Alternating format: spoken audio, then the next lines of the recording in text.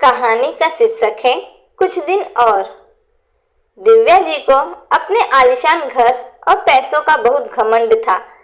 हो भी क्यों ना, पति शहर के जाने माने बिजनेसमैन जो ठहरे। जैसा दिव्या जी का स्वभाव था वैसा ही बच्चों का भी हो गया था। वैसे तो वो कभी अपने पुश्तैनी गांव जाती नहीं थी, ये सोचकर कि वहां ना तो बिजली की अच्छी सुविधा है ना मिनरल वाटर है, इतने मच्छर होंगे। पर अभी पति देव के बड़े ताऊ जी का देहांत हो गया। उनकी 13वीं में सभी को चलने के लिए कहा। दिव्या जी के लाख मना करने के बाद भी वो उन्हें समझाकर कि एक ही दिन की तो बात है, शाम को ही सबसे मिलकर दावत खाकर निकल आएंगे। दिव्या जी बेमन बच्चों को साथ ले गांव आ गई। पर यहाँ क्या हो, यहाँ ताऊ जी और आसपास के घर देखकर दिव्या जी और उनके बच्चों की आंखें फटी की फटी रह गई। ताऊ जी के घर में घुसते ही इतना बड़ा सिस्टम से बनाया गया बगीचा।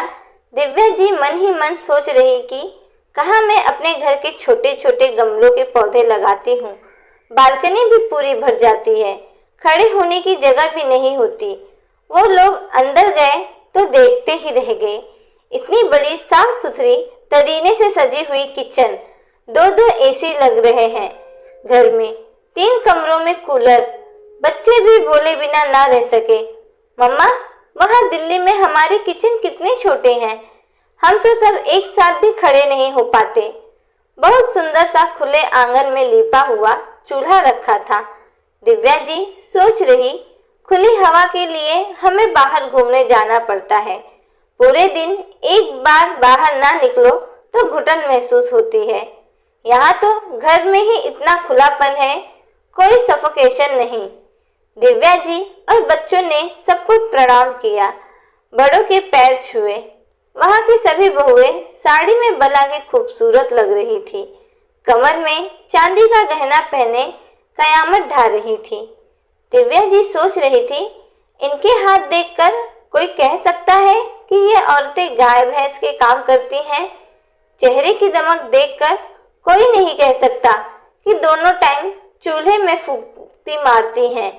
दिव्या जी सोच रही, कहाँ मैं शहर में पेडिक्योर मैनिक्योर कराने के बाद भी इतने मुलायम और गोरे नहीं हैं मेरे हाथ। मैं फेशियल भी कराती हूँ, जिससे अभी से मेरे चेहरों पर झुर्रियाँ आ गई हैं। और जेठानी जी मुझसे बड़ी हैं, मुझसे भी छोटी लग रही हैं, नाती पोते भी पाल रही हैं। खैर, सभी ने शाम को दावत खाई। पति देव बोले, चले घर, चाबी निकालूं? पापा आप जाओ, अभी तो हमारी छुट्टियां बची है, हम कुछ दिन बाद आ जाएंगे, हमें बहुत मजा आ रहा है यहाँ। छोटे भैया बोले, भाई साहब मैं लेकर आ जाऊंगा बच्चों को घर, इतने सालों में तो आए हैं, रह लेने दीजिए कुछ दिन और।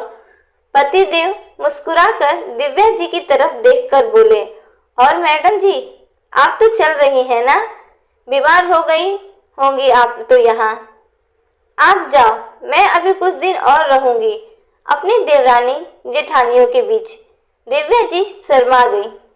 पति देव भी दिव्या जी और बच्चों के सर पर हाथ फेरकर सभी को प्रणाम कर अपनी कर्म भूमि की ओर रवाना हो गए। आज की कहानी यहीं समाप्त होती है।